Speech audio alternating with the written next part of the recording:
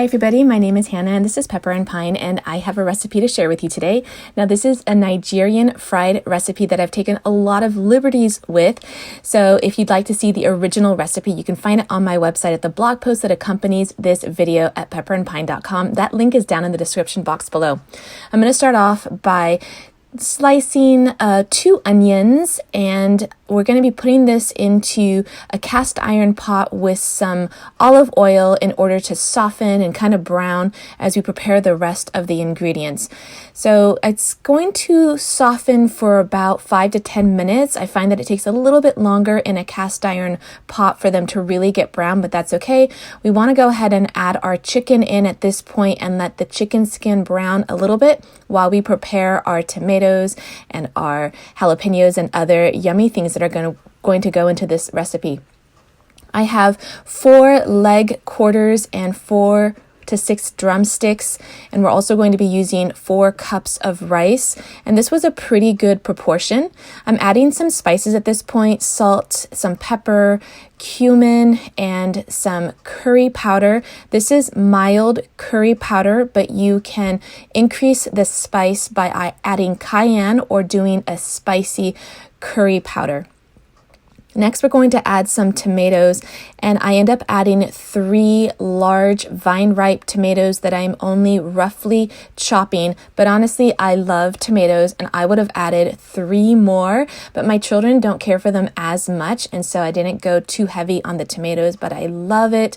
They add a lot of moisture as well, and some extra texture, since there's not going to be too many other things in this recipe, because I am omitting the shrimp that the recipe calls for, as well as the egg, but you could certainly add more vegetables if you'd like. I've also got some garlic that I've roughly chopped here, and 2 jalapenos for a little bit more spice, since our curry powder is a little bit on the milder side.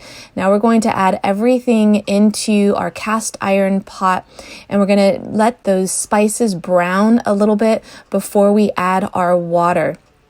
This isn't a labor-intensive recipe, but it does take at least a full hour to cook completely, because we're going to be cooking the chicken nearly all the way first before we add the rice. So at this point, I'm going to add a little bit more spices, some more curry powder, and some more cumin.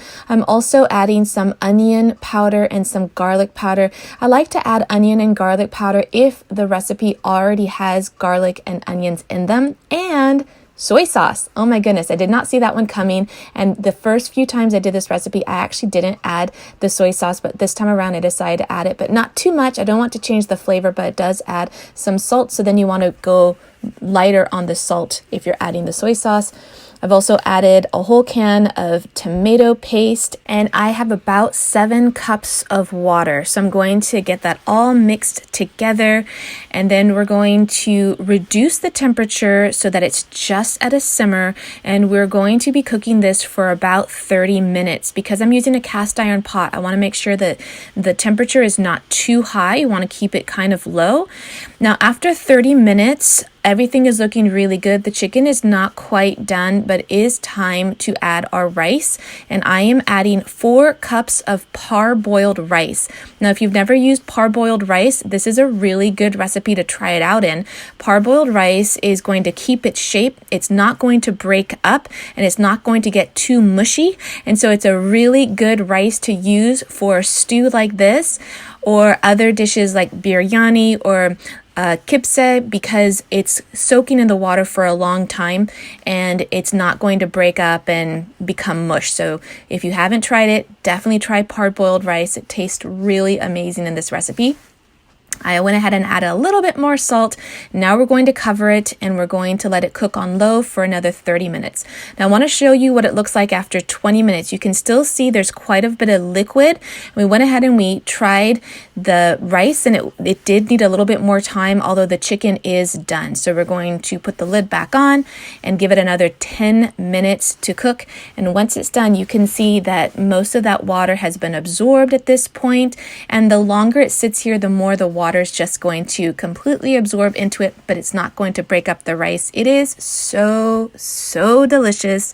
This was such a crowd pleaser. My family loved it, and I highly encourage you to try it out. either the original recipe or my alteration on the recipe. That's what it looks like after we've eaten through most of it. It tastes good even at room temperature. Don't forget to check out the blog post that accompanies this video for the complete recipe, as well as more information on our main lesson block on West Africa. You can find that link down in the description box below. You can tap on the screen right now and check out some of our other tutorials. And if you want to see how our homeschool is progressing on a daily basis, you can find me on Instagram at Pepper and Pine.